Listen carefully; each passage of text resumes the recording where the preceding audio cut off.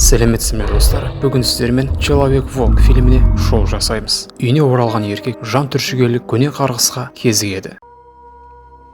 Господи, помилуй нас. Басталмас бұрын каналыма лайк басып жазылыңыздар. Бұл маған үлкен көмек болады. Кино ай сәулесі ғана түсіп тұрған қорқынышты қара түнек орманда қолына фонар ұстап алып, бір еркектің жүргенімен басталады. Ол біреуді іздеп жүреді, бірақ өкінішке орай оның қарнын үлкен тырнақтарымен ақтарып тастаған үлкен тіршілік иесіне ғана жолығады. Келесі сценада басты кейіпкер Лоуренс Телбот каретада Британияның алыс түкпірлерінің біріне кетіп бара жатыр. Кадрдың арғы жағында оның бауырының келіншегі болып келетін мисс Гвен оған өздерінің атадан қалған жеріне оралып, күйеуін тауып беріңізші деп хат оқып жатады. Келіп, Лоуренс балалық шағы өткен үйге кіреді. Бірінші болып оны үріп ит кезіктіреді. Артынша темпешіктен кезінде күшті аңшы болып, адамдарға да аңшылық жасаған әкесі Джон Телбот та шыға келеді. Ұзақ уақыттан кейін оралған ұлы Гвеннің өтінішімен келдім деп түсіндіреді. Бірақ белгісіз бір қарны ашқан аңмен желініп тастаған бауырының денесі арықтан жақын арада табылып қойды деп түсіндіреді. Сондай-ақ Джон ұлына өзінің адал қызметшісі Сингті таныстырады. Лоуренс ағасының денесін өз көзімен көру үшін қалаға аттанады. Ол бауырын көрмегелі ұзақ болғандықтан түрінде ұмытып қалыпты. Бірақ ол мұнда келгеніне өкініп қалады. Бауырының денесі қорқынышты болған соншалықты кейіпкер селк етіп артқа секіріп кетеді. Марқұмның жеке заттарын алып кейіпкер тавернаға келеді. Мұнда ол кездейсоқтан жергілікті ақсүйек кісілердің әңгімесін естіп қалады. Олар осы аумаққа цыган таборы келгеннен кейін жасалған бірнеше өлтірулерді талқылап отырады. Біреулері аюды айыптаса, басқалары адамды немесе одан да қорқынышты тек қана күміс оқпен өлтіруге болатын аңыздарды кездесетін тіршілік иесін кінәлайды.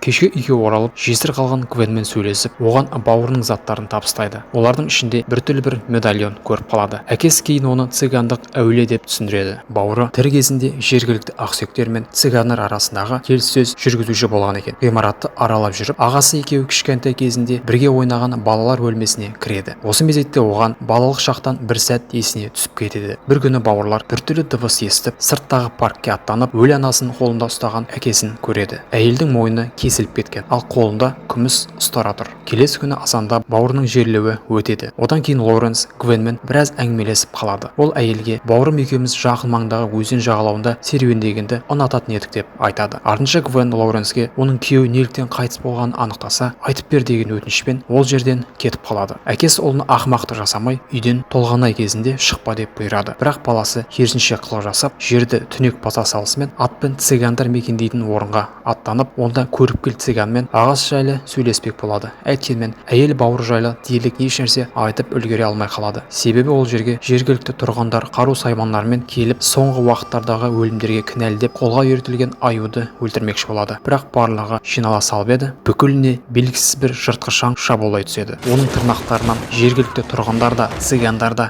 мерт болады. Аң кейбіреулерін бөлшектеп тастаса, басқаларын қатты жаралап кетеді. Қолға түспей жылдам ары-бері секіп жүрген аңды Лоуренс қарумен атып тастағысы келіп еді, бірақ ешнәрсе шықпайды. Еркек бір бала лагерден бөлініп қалып, жақын жердегі Стоунхендж тәріздес тасты күн сағаттары арасында тығылмақшы болғанын байқап, оған жәрдемге жүгіре кетеді. Бірақ оның орнына ол аңның тұзағына түсіп, жыртқыш оған жоғарыдан шабуылдап, иығын тістеп, жарақаттап кетеді. Жаралаған еркекті цыгандарға алып барып көріп кел, басқалардың оның өлуіне мүмкіндік бер, өйткені одан жазылу мүмкін емес дегеніне қарамастан емдеуге кіріседі. Артынша ессіз Лоуренсті үйіне жеткізіп, оған ол жерде қайта оралған Гвен қарай бастайды. Доктордың сөзінше, мұндай жағдайда оның тірі қалу шансы аз дегеніне қарамастан, еркек жазыла бастайды. Ай толуымен ол да күшіне еніп, көп ұзамай аяққа тұрып кетеді. Емші оның сонша аз уақытта емделіп кеткеніне аң-таң болады. Тігілген жіптер жойылып, тіпті тыртықта қалмайды. Емделіп жүріп, қызметші Синг үйде күміс оқтар сақтайтынын біліп қалады. Сол уақыт аралығында қаладан соңғы уақыттарда халықты шулатқан өлімдерді зерттеу үшін Оверлайн атты детектив жетіп келеді. Поместьеге келіп, Лоуренске болған оқиғаға қатысты көптеген сұрақтар қойып, онда күдікке алған тұспалайды. Бұл негізсіз күдік емес, себебі Лоуренс кішкентай кезінде балалық шақта алған психологиялық травмаға байланысты жергілікті психиатриялық ауруханада тіркеуде тұрған екен. Сондықтан отанына оралуымен оны жақсы емес іске итермелеуі мүмкін еді. Бұндай ойға дәті барған әдепсіз қонақты үйінен ары аттандырады. Гвенмен табиғатта серуендеп жүріп, кейіпкер алыстан аттардың дүбірін естіп, дін қызметшісі бастаған тұрғындар тобы оны аң тістеген соң қарғысқа тап болды деп сыпайы түрде бізбен жүрдей, қаламаса да өздерімен алып кеткісі келеді. Бірақ әкесі қару ұстап шығып, көздерінде жоғалтыңдар деп оларды тайып кетуге мәжбүр етеді. Бірақ кешке Лоуренс жараның бұлай жоқ болып кетуі мүмкін еместігіне сенбей, онымен бір нәрсе болып жатқанын түсіне бастайды. Бұл өзгеріс жақсылыққа алып бармайды деп мисс Гвенді жамандықтан сақтау үшін Лондонға жібереді. Түнде келіп жетеді. Аспаннан толған ай көріне бастайды. Жергілікті тұрғындар қаһарлы аңнан қорқып, үйлеріндегі терезелерді ағашпен қағып қарулана бастайды. Тұрғындар инспектордан Телботқа көз салып қарап жүрін сұрайды. Бірақ ол тек қана ырым жеткіліксіз, жайдан жай біреудің жеке меншігіне кіре алмаймын деп айтады. Арғы жақта кейіпкердің әкесі қолына қару ұстап алып бақшаны айналып жүреді. Лоуренс оны іздеп шығып, бірақ нәтижесінде анасының қабіріне кезігеді. Оған қоса еркек бұл жерден қолынан жасалған алтарға алып баратын жасырын жолды тауып алады. Әкесі мұнда анасын еске алып тұрады екен. Джон ұлын сыртқа шығарып, өзін өзі қамап қояды. Сол сәтте Лоуренс өткенде оны тістеп алған аң тәріздес пішінді тіршілік иесіне айнала бастайды. Оның жабайы ұлыған дауысы адамдардың төбе шашын тік тұрғызып, айналаның барлығына тарайды. Тұзақ қойып қойған аңшылар өкінішке орай хайуан тәріздес адамның қолынан кезек-кезек өле бастайды. Аңның қаһарына тап болғандардың орнына келген инспектор тек қана қараңғы түнекте аңның ақырғаны мен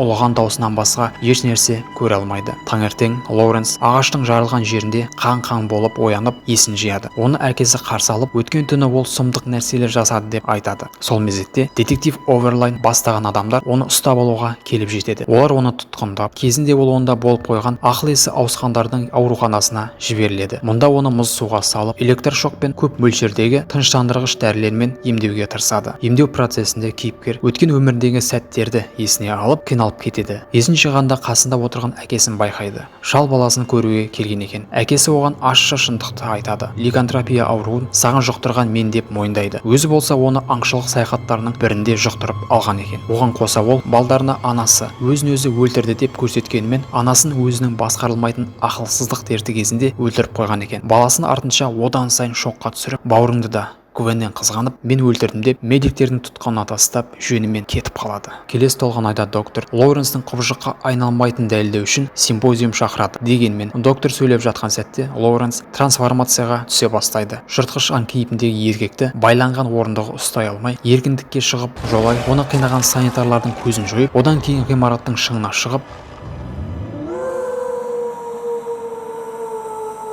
ары қарай қашып кетеді. Бұл жайттың куәгері болған инспектор Оверлайн аңды басқа да полицейлермен қуалауға кіріседі. Бірақ ұзақ уақыт бойы ізіне түсу еш нәрсеге алып келмейді. Аң көзден ғайып болады. Азанда Лоуренс Темза өзеніндегі мос астында есін жияды. Ол өзіне сен алатын жалғыз адам Гвенге жол тартады. Жайттың анық қанығын айтып беріп, кейіпкер біреудің есікті тоқылдатқанын естиді. Бұл өзінің адамдарымен келген инспектор. Қызға Оверлайн кездейсоқтан ол іздеуде жүрген қауіпті қылмыскер мистер Телботты көрмеді ма деп сауал қояды. Бірақ қыз Лоуренс қашып үлгерсін деп инспекторға өтірік айтып, уақыт ұтып береді. Қыздың үйін іздегенімен олар еш нәрсе таба алмайды. Лоуренс бұның барлығын үзілді кесуді тоқтату үшін өзінің мекеніне қайта аяқ басқан сәтте Гвен мына жақта еркекті емдеуге болатын шығар деп ликантропия жайлы зерттей бастайды. Осыдан кейін Гвен Телботтардың поместьесіне жолға шығады. Сол уақытта инспекторды қаруын күміс оқпен оқтап Лоуренске жол тартады. Цыгандық көріпкелді тауып Гвен Лоуренсті қалай емдеуге болады деп сұрай бастайды. Бірақ кемпірдің жауабы қыздың көңілін түсіреді. Полицейлер поместье мен қала ішінде күзеттер қойып қояды. Бірақ Лоуренс сол уақытта өзінің үйіне келіп қойыпты. Қара түнекте ол есі ауысқан әкесі өзінің адал қызметкері Сингтің азапталған денесін іліп қойғанын көреді. Сингтің бөлмесінде күміс оқтар бар екені есіне түсіп жоғары көтеріледі. Одан ары ол